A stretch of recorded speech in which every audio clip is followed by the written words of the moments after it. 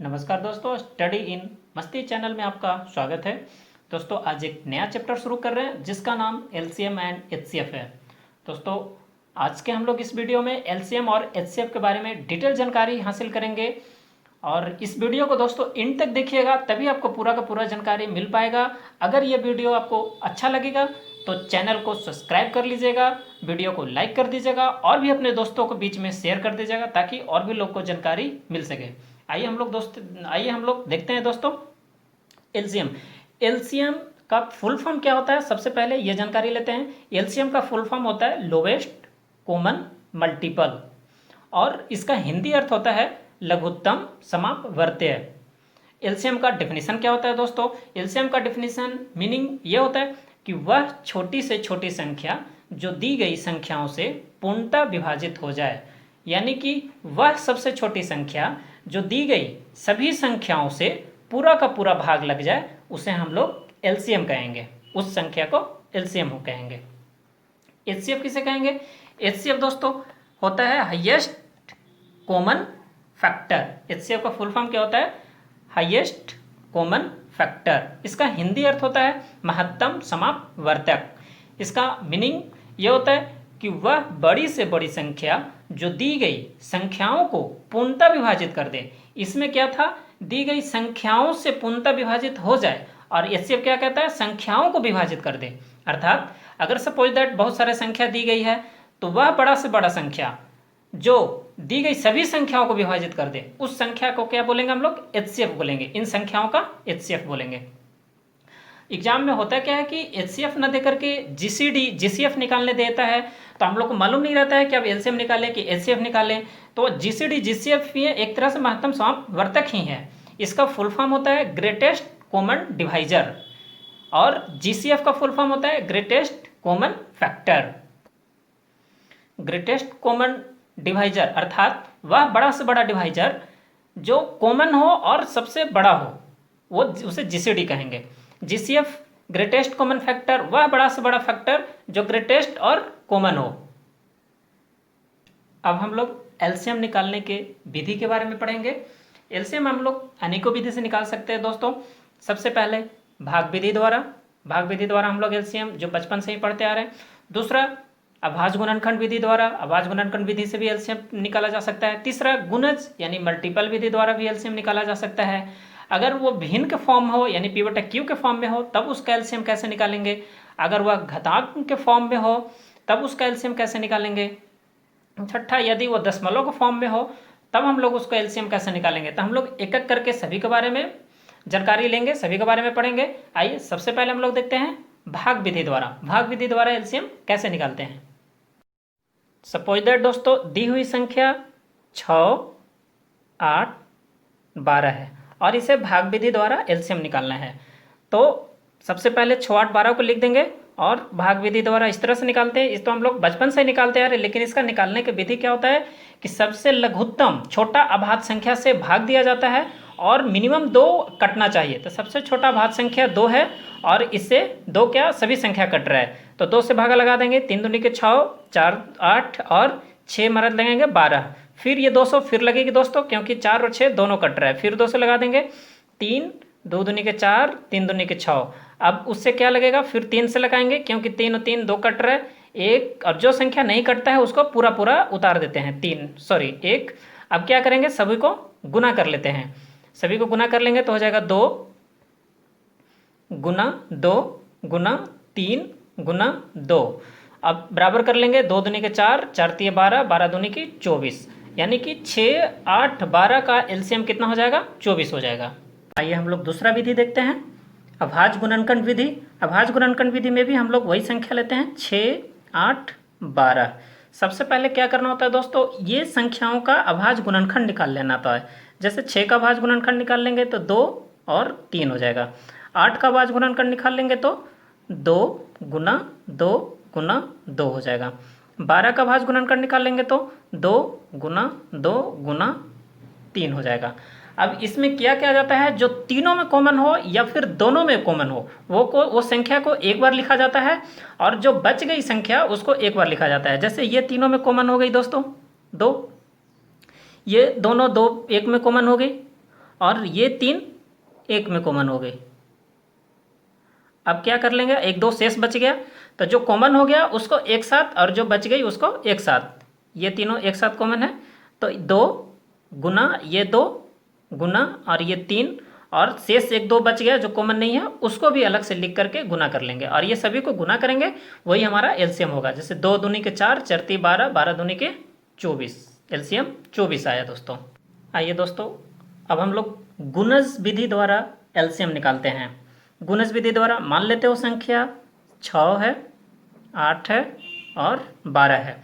गुणज विधि में दोस्तों क्या किया जाता है कि सबसे पहले दी हुई संख्याओं का कुछ गुणज निकाल लिया जाता है। जैसे 6 है तो 6 का गुणज यानी कि मल्टीपल 6, 12, 18, 24, 30 डॉट डॉट डॉट आगे तक जाएगी।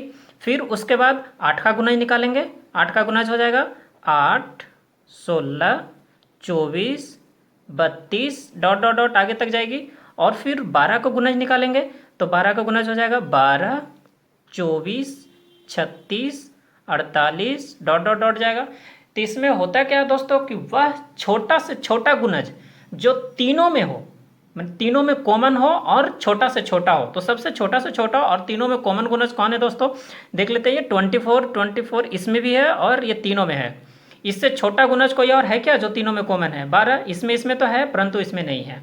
तो वह छोटा से छोटा गुणज जो तीनों में हो, आगे जाकर के कुछ संख्या ऐसा भी है जो तीनों में कॉमन निकलेगी, लेकिन वह छोटा तो नहीं हुई ना, छोटा तो हमारा ये 24 है। तो इसका एलसीएम कितना हो जाएगा दोस्तों, एलसीएम 24, यानी कि वह छोटा से छोटा गुणज जो तीनों में हो वो ही हमारा एलसीएम होगा। आइए हम लोग भिन्नों का एलसीएम निकालना सीखते हैं। मान लेते हैं दोस्त वो भिन्न 2/3, 3/4, 4/5 है। अब बोलेगा इनका एलसीएम निकाले, तो इनका एलसीएम होता है दोस्तों, भिन्नों का एलसीएम अंशों का एलसीएम बटा हरों का एचसीएफ। भिन्नों का एलसीएम निकालने के लिए क्या किया जाता है, जो अंश है अंश का एलसीएम निकालते हैं। अंश हमारा कौन है, 2 है, 3 है, 4 है। ऊपर वाला को अंश बोलते हैं, नीचे वाला को हर बोलते हैं। और हरों का एचसीएफ यानी कि 3 4 5।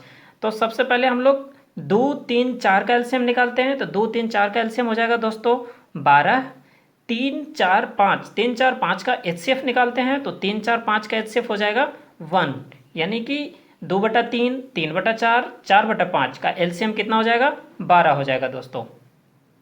आइए हम लोग घातांकों का एलसीएम कैसे निकालते हैं वो सीखते हैं। मान लेते हैं कि घातांक 2 के पावर 2 है, 2 के पावर 8 है, 2 के पावर 6 है, 2 के पावर 12 है। तो इसमें अगर बेस समान हो दोस्तों, तो जिसका हाईएस्ट पावर है वही हमारा एलसीएम होता है। बेस सभी का समान है, 2 2 2, हाईएस्ट पावर किसका है, 12 का, तो इसका एलसीएम हो जाएगा दोस्तों 2 के पावर 12। यदि बेस समान नहीं हो, जैसे 2 के पावर 3, 3 के पावर 2, यदि बेस समान नहीं हो और दोनों में कुछ कॉमन नहीं हो, तो क्या होगा दोस्तों, दोनों का गुणनखंड ही हमारा एलसीएम हो जाएगा। इसका एलसीएम क्या हो जाएगा, ये दोनों का गुणनखंड ही हो जाएगा, यानी कि 2 के पावर 3 गुने 3 के पावर 2 ही हमारा एलसीएम होगा।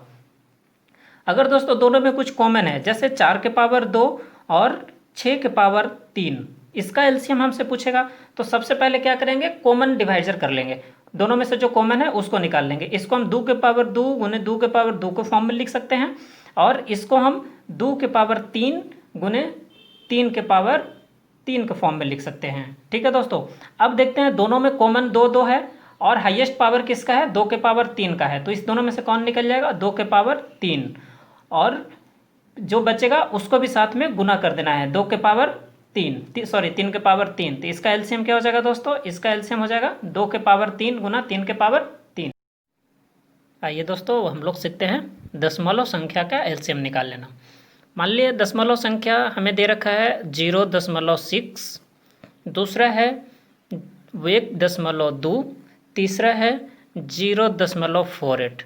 अब हमको इसका एलसीएम निकालने के लिए कह रहा है, तो सबसे पहले क्या करेंगे, दशमलव के बाद जो अधिकतम संख्या है, जैसे दशमलव के बाद यहाँ एक संख्या है, यहाँ भी दशमलव के बाद एक संख्या है, लेकिन यहाँ दशमलव के बाद 2 संख्या है, तो दशमलव के बाद जो अधिकतम संख्या है उतना शून्य से गुना करेंगे। यहाँ दशमलव के बाद 2 संख्या है तो अधिकतम संख्या 2 हुआ, तो सबको क्या करना है, हमको 100 से गुना करना होगा। अब इसमें 100 से गुना करेंगे तो हो जाएगा दोस्तों ये 60, इसमें 100 से गुना करेंगे तो ये हो जाएगा 120, इसमें 100 से गुना करेंगे तो हो जाएगा 48।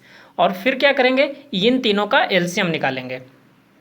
इन तीनों का एलसीएम निकालेंगे दोस्तों, 60, 120, 48 का एलसीएम हमारा 240 आएगा। आप एलसीएम निकाल करके देख लीजिएगा दोस्तों, 60, 120, 48 का एलसीएम 240 आएगा। फिर फाइनल क्या करेंगे, हमने क्या किया था, 100 से गुना किया था, तब यहाँ क्या करेंगे, 100 से भाग दे देंगे। 100 से भाग दे देंगे तो हमारा उत्तर 2.4 हो जाएगा, जो 0.6, 1.2, 0.48 का एलसीएम होगा।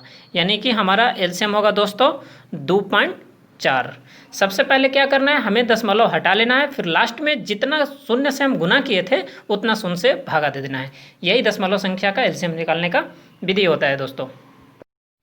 जिस प्रकार हम लोग एलसीएम निकालने का अनेकों विधि देखे थे, उसी प्रकार हम लोग एचसीएफ निकालने का विधि देखेंगे, जिसमें पहला विधि है भाग विधि, दूसरा अभाज्य गुणनखंड विधि, तीसरा सिर्फ गुणनखंड यानी फैक्टर विधि, चौथा भिन्न के फॉर्म में रहेगा तो एचसीएफ कैसा निकालेंगे, पांचवा घातांक के फॉर्म में रहेगा तो एचसीएफ कैसा निकालेंगे, और छठा दशमलव संख्या का एचसीएफ कैसे निकालेंगे। तो हम लोग एक एक करके पढ़ेंगे दोस्तों। आइए दोस्तों, हम लोग भाग विधि से एचसीएफ निकालना सीखते हैं। मान लेते हैं दोस्तों कोई संख्या है 12, 18, 30 और इसे भाग विधि से हमें एचसीएफ निकालना है। तो सबसे पहले क्या किया जाता है कि सबसे छोटी संख्या को उससे थोड़ी बड़ी संख्या के साथ भाग दे करके एचसीएफ निकाल लिया जाता है। फिर जो एचसीएफ आता है उससे शेष जो बची संख्या है उससे भाग दे करके एचसीएफ निकाल लिया जाता है। जो फाइनल एचसीएफ आता है वही हमारा उत्तर होता है। जैसे कि दोस्तों देखते हैं, पहले 12 और 18 का एचसीएफ निकाल लेंगे। 12, 18 का एचसीएफ निकालेंगे, एक बार में लगेगा 12, शेष हमारा बचेगा 6। जो शेष बचता है उससे फिर जो भाग देते हैं, उससे भाग देते हैं। 6 को फिर 12 से भाग देंगे, 2 बार में लग जाएगा 12, पूरा कट गया। यहाँ हमारा एचसीएफ क्या आ गया, 6। अब जो 6 आता है उससे शेष बची संख्या को भाग देते हैं। अब 6 को किससे भाग देंगे, 30 से। और 6 भी देखिए 30 को 5 बार में काट दे रहा है, यानी कि अब हमारा जो एचसीएफ होगा वो फाइनल 6 होगा, क्योंकि 6 ये दोनों संख्या को भी पूरा काट रहा है और इस संख्या को भी पूरा काट रहा है। तो हमारा एचसीएफ कितना हो गया दोस्तों, 6। अब हम लोग अभाज्य गुणनखंड विधि से एचसीएफ निकालना सीखेंगे। मान लेते हैं दोस्तों वो संख्या 3 संख्या है 12, 18 और 30, और इसको हमें अभाज्य गुणनखंड विधि से एचसीएफ निकाल लेना है। तो सबसे पहले क्या दिया जाता है, तीनों संख्याओं का अभाज्य गुणनखंड निकाला जाता है। तो 12 का अभाज्य गुणनखंड निकाल लेंगे तो हो जाएगा 2 गुना 3। 18 का अभाज्य गुणनखंड निकाल लेंगे तो 18 का अभाज्य गुणनखंड हो जाएगा 2 गुना 3 गुना 3। और 30 का अभाज्य गुणनखंड निकाल लेंगे, 30 का अभाज्य गुणनखंड निकालेंगे तो होगा 2 गुना 5 गुना 3। अब सभी संख्या का अभाज्य गुणनखंड निकाल लिए, और जो संख्या सभी में कॉमन हो, अर्थात तीनों में कॉमन हो, यानी कि ये देखिए 2 इस तीनों में भी कॉमन है और 3 ये भी तीनों में भी कॉमन है। तो जो संख्या सभी में कॉमन हो उसको बाहर निकाल लेते हैं और उसको आपस में गुना कर लेते हैं। जैसे 2 गुना 3, ये संख्या और इस संख्या को बाहर निकाल लिए, बाहर निकाल करके आपस में गुना कर लिए, तो हमारा आंसर यहाँ से भी 6 प्राप्त हो गया। यानी कि एचसीएफ कितना हो गया दोस्तों, एचसीएफ 6 हो जाएगा। ठीक है, आइए अब फैक्टर विधि से एचसीएफ निकालना सीखते हैं। मान लेते हैं दोस्तों कि संख्या 12, 18 और 30 है। फैक्टर विधि में सबसे पहले क्या किया जाता है, जो दी गई संख्या है उसको फैक्टर निकाला जाता है। फैक्टर निकालने के बाद जो सबसे हाईएस्ट कॉमन फैक्टर होगा वही हमारा एचसीएफ होगा। तो सबसे पहले हम क्या करेंगे, 12 का फैक्टर निकालेंगे। 12 का फैक्टर हो जाएगा 1, 2, 3, 4, 6, 12। 12 का फैक्टर निकाल लिए। फिर 18 का फैक्टर निकालेंगे। 18 का फैक्टर है हमारा 1, 2, 3, 6, 9, 18। उसी तरह से हम लोग 30 का फैक्टर निकालेंगे। 30 का फैक्टर हो जाएगा 1, 2, 3, 5, 6, 10, 15, 30। अब इसमें क्या देखना है, जो सबसे बड़ा से बड़ा फैक्टर हो और तीनों में हो वही हमारा एचसीएफ होगा।